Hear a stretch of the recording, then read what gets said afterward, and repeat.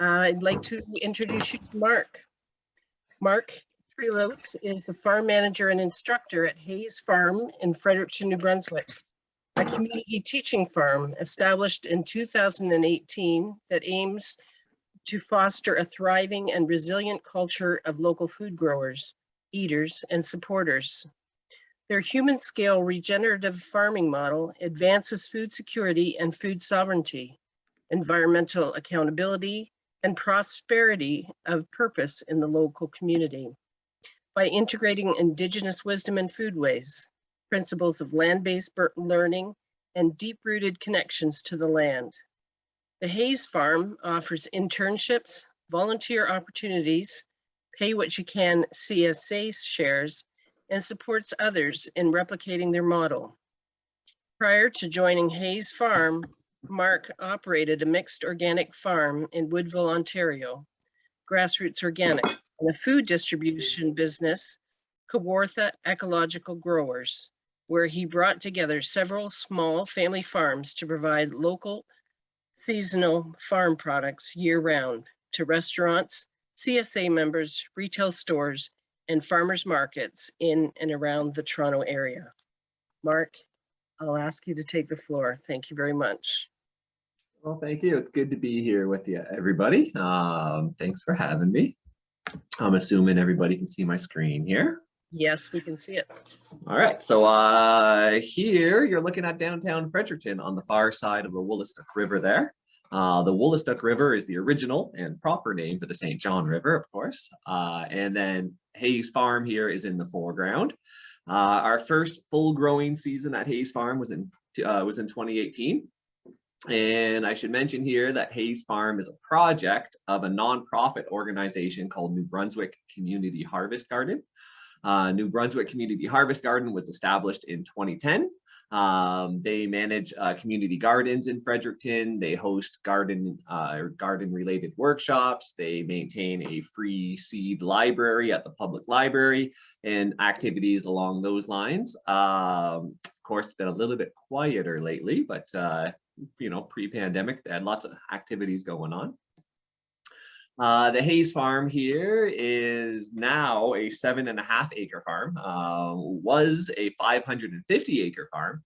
The vast majority of the Haze Farm has been developed, sold off into different parcels, and it's retail, residential. There's a high school that used to be part of the farm there, and YMCA and a ball field is all eating away at that 550 acres, and we're down to 7.5 acres left there. We are currently managing about 3.5 to 4 acres with just under 1 acre in market garden crops, plus various perennial plantings and zone appropriate edible shrubs and trees like your raspberries and blueberries and blackberries and apple trees and hazelnuts. And then some other demonstration projects on the farm like honeybees and small scale poultry rearing too. Haze Farm is unique in that we are right next to one of the very few urban reserves in Canada called the St. Mary's First Nation. Indeed, we're only separated by that thin white line that is Cliff Street there. So those are our neighbors and our partners here. And we have worked hard at cultivating the best possible relationship with our partners because we truly value their priceless knowledge and perspectives and input on what we are doing over at the Haze Farm. One of our goals here at the Haze Farm is actually to change the land into a co-ownership between St. Mary's First Nation and Haze Farm. What you're seeing on screen is the longhouse that was built on the farm in 2019 by Ron Tremblay, who is the hereditary Grand Chief of the Wolastoqey First Nation. And Ron's been very generous with his time. He occasionally drops by the farm to offer us wisdom and advice and lead ceremony and help us with any issues as they arise. And on the top right there is Cecilia Brooks, who is the Indigenous Knowledge Specialist for Haze Farm and leads a variety of courses there for us throughout the season as well. And with help from folks like Ron and Cecilia there and the Seven Sisters book by Frederick Wiseman, we are trying to source out and grow and save seed from many different Indigenous vegetable varieties that have long been grown in the area. We're got different projects with different varieties of corn, like painted mountain corn, Abenaki rose corn, Abenaki flint corn, the Canada crookneck squash, which is the precursor to the butternut squash. White scallop squash is another one that's not pictured here. Vast variety of beans we're growing: yellow eye, Marfax, Abenaki bush beans, Jacob cattle beans, and more. Hardwick ground cherry is another one. The sunchoke is another one too, also known as Jerusalem artichoke, of course. And tobacco is another one yet. But much like Celeste was just talking about, there is certainly a lack of knowledge about how to use these various things. So this past year at the Haze Farm, we started our seasonal cooking classes. Cecilia has been really instrumental there in helping us with that one. And that was very successful, and we're looking to expand that this year. So we were teaching things like the nixtamalization process of the corn to make it edible and quite tasty and choice. This here is our crew in 2021 season, a group of 12 interns. 6 of them, half that crew, was with us for an 18-week-long season from the end of April to the end of August. And the other 6 were with us for a 31-week season, which actually just wrapped up this past week, as a matter of fact. Some of these folks will start with absolutely zero experience on a farm or even in a garden. And then some other folks come with us with a bit of gardening or foraging or plant ID skills. So there's usually a wide level of skills and experiences. And as lead instructor at Haze Farm, a little bit challenging to teach too, but we try to do the best we can. Our interns are on farm with us 4.5 days a week from Monday to Friday. And then we have a bit of a rotating schedule for weekends and evening chores. We have a whole curriculum set up for either the 18 weeks or the 31-week programs. And we have class roughly about 3 times a week, about 10 hours a week. And then we're on farm for roughly about 20 hours a week. Our 18-week program focuses mostly on food security and food sovereignty issues, as well as teaching growing skills. And our 31-week program teaches that food sovereignty, food security, growing skills, and farm business planning and farm operational planning. Some of our classes are taught right on farm, and others that need support from videos or pictures or PowerPoint slides are now all done online. We also work with many local experts in the area and local small-scale sustainable farmers and local Indigenous knowledge keepers, inviting them on farm as guest speakers and then visiting them off farm on field trips. So we got quite a dynamic kind of curriculum planned here throughout the program. We also offer family and youth programming. Carol Munzer there is at the top left-hand corner. She spearheads these initiatives for Haze Farm. This past season, even with the pandemic, we've done corn husk doll workshops, which was just fantastic. And apple cider pressing for people that have absolutely zero experience with that in the city. And again, fantastic experiences on farm. We offer U-Pick experiences and open farm tours. Carol also works with the local high schools where we're taking co-op students. And then pre-pandemic, Carol there used to work with elementary schools and middle schoolers as well, but that's kind of fallen off a little bit lately. The majority of produce grown at Haze Farm is distributed through our CSA program. I do all of the off-season crop planning and input sourcing for the CSA program. But our group of interns there, they do absolutely all of the bed prep, planting, maintenance, harvesting, washing, packing, food distribution, and bed closing.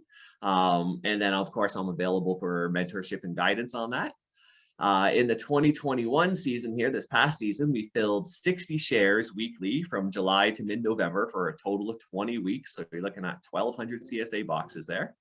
And yeah, this is like on just less than 1 acre of market gardens. We had our 2021 interns, some of whom have zero gardening experiences there, filled 1,200 CSA boxes and harvested over $35,000 worth of retail vegetables this year, which is quite incredible for a group of people that have never really done this before. So it's quite proud of them for that. Now, I mentioned that number there of $35,000 retail value. We didn't actually receive that $35,000 for those veg though, per se. That's because we offer our CSA shares on a pay what you can basis. We work with partner organizations such as the Fredericton Multicultural Association. We work with Fredericton Pride. We work with Youth in Transition, who works with at-risk or homeless youth. And we also work with Under One Sky Friendship Center, which is a nonprofit organization providing programs and services to the local Indigenous community. And so all of these partner organizations help us identify folks that need the kind of things that we're producing at Haze Farm, that healthy, ultra fresh, nutrient dense, local organic fruits and vegetables, but doesn't necessarily wouldn't be able to access these things on their own. So we're trying to break down some barriers there. We also host a monthly pay what you can market on farm as well. Now, previous to joining the Haze Farm team, I used to operate a mixed farming operation in Ontario that was called Grassroot Organics, and that's your traditional for-profit, small-scale family farm. It was operated as a partnership between myself and my partner, Laura Boyd, and this was done on Laura's family's farm, a 100-acre family farm, and we did this from about 2001 to 2017. Grassroot Organics was in Woodville, Ontario, which is often referred to as the Kawartha Lakes area. What's super interesting to me about that pay what you can model at Haze Farm is that although it was a bit of a leap of faith at first, in the end, Haze Farm has always received that full value for our farm products, even though we encourage folks to pay what they can. Now that happens for a couple of reasons. Some folks who are able to deliberately will overpay for their produce, knowing that they're helping somebody else receive the produce that might not otherwise be able to afford it. And the Haze Farm operates under New Brunswick Community Harvest Garden, which is that registered nonprofit organization. So we are able to align ourselves with external funders who support what we do and are willing to make up any differences between our full retail value and what we receive on that pay what you can basis. And in hindsight, from my recent experiences at Haze Farm, I really wish I explored this pay what you can model more when I was operating Grassroot Organics. Like I said, it's a bit of a leap of faith, but in the end, it always works out all the time. It amazes me. Mark, you have 5 minutes left. Thank you very much. So instead, Grassroot Organic was following a more traditional business model. We drove our harvest down to Toronto, where we could try to expect our highest return possible for our goods. We were selling mostly to fine dining restaurants and in farmers markets, and did a bit of wholesaling as well to retail stores. And I followed this model because I was led to believe that this would be the most profitable approach to expanding the family farm. And at that time, that's where my heart was. I was trying to expand our own family farm, and I was working closely with other family farms in the Kawartha Lakes area, buying in and reselling their goods down in Toronto at a full farm gate price for them and full transparency to the end user in Toronto. And I was trying to expand my own family farm, and I was trying to expand these other family farms in the Kawartha Lakes area. And I was working with about 12 to 18 different farms in the Kawartha Lakes area at that time, amalgamating their goods and bringing them down to Toronto. But at the same time, I found ourselves, we were selling our goods down in Toronto at prices that my family wouldn't be able to afford to buy on a regular basis. I was selling to restaurants that my family wouldn't be able to eat at a regular basis. And, you know, just kind of things kind of erode that confidence and the values and the ethics that I had in my business in the first place. And then another question that was pestering me, we were having success with this model, and we were growing our farm year after year. We were hiring more crew, and we were buying more tractor, but more land under production. Is like, how big do you want your small farm to be in the end? My heart's always been in small scale ag and in growing good, healthy food and minimizing my ecological farming input. But if I kept following this model, you know, when's the point where I'm no longer running a small and tight operation? And that rub between selling my goods at prices that my family couldn't afford, this was kind of eroding my confidence on my business here. So that's right about when Haze Farm and I first crossed paths. And I started consulting with the Haze Farm team in 2017. And then in 2018, Laura and I decided that we were going to wind down our Grassroot Organics operation. We auctioned off some of our farming assets, found other folks in the area willing to take over some of the work we were doing, providing that market access. And we relocated our family farm to Fredericton. And I started working for Haze Farm and really never looked back. Haze Farm celebrates small scale growing. We believe in an extremely decentralized approach to food production. We try to encourage and inspire folks to grow what they can, where they can, whether that's just in containers on an apartment balcony or in a backyard or in a community garden plot or as a part-time side hustle or as full-time food producers. Basically, we believe that everyone who can should make an attempt to grow food for themselves and when possible, a little bit more for their wider community. Whether that wider community is just friends and families or neighbors, or farmers market or CSA. Basically, we see a food growing spectrum and everybody's on it, and you gotta we're trying to move people along to grow just a little bit more for a little bit more of their community. Because truly, it's small scale farmers that do feed the world, and it's always been this way, and it most likely always will be this way. And I realize this statement might be hard to believe from a North American perspective when there's these big giant farms out there producing tons of foods in North America. But really, when you look into it, globally, it's the average mom and dad that's growing food for their family and sharing these surpluses with their friends and families and neighbors. Those are the ones who are really, truly making sure that their loved ones are fed. And that's the kind of model we're trying to find here at Haze Farm. We're trying to empower people to grow as much as they can, where they can, share some food. Profit, right? So I'll be the first to tell you, I fully realize growing food in your backyard is probably not the most profitable thing to do from a strictly financial point of view. But from this here, you got two different definitions, right? And so if you look at it from that beneficial point of view, it is extremely profitable. You got meaningful land stewardship. You got building local communities and relationships, strengthening the local economy, increasing agricultural knowledge sharing, reducing barriers to entry in agriculture, achieving food security and food sovereignty, minimizing environmental impacts, and helping to really address the very real problems of climate change and biodiversity loss is what we're trying to achieve here. And really, we're coming to a point in human history here. We got to decide what's truly more profitable to us, yielding that profit or having all of those other benefits that I was just listing off. So in wrapping up my talk here today, I was asked to address the aims, challenges, and accomplishments of Haze Farm. So our aim here, as you can see, is to foster that thriving and resilient culture of local food growers, eaters, and supporters. We want to encourage everybody to take an active part in their local food community by growing what they can and where they can in the most environmentally sustainable ways possible. Challenges, we are literally creating this community farm model that we're trying to follow here by scratch. We're having a little bit of troubles gaining some recognition locally in our municipality. I know other municipalities in Canada that are going out of their way to establish urban farms, and we're doing this all by ourselves in Fredericton. And patient, and we're waiting for the municipality to throw us a bone yet. That 9-to-5 farming has been new and intriguing to me. I'm coming from an operation where, managing livestock and where I was kind of almost always on. And at this operation, I try to operate on more, not necessarily 9 to 5, more like 6 or 7. Starting at 6 or 7 and ending at 2 or 3. But I'm really trying to only put in 40 hours a week as a farmer on this farm, and that's completely new and novel thing. So those are some of the challenges there. Accomplishments, though, we now, since 2018, have over 40 graduates.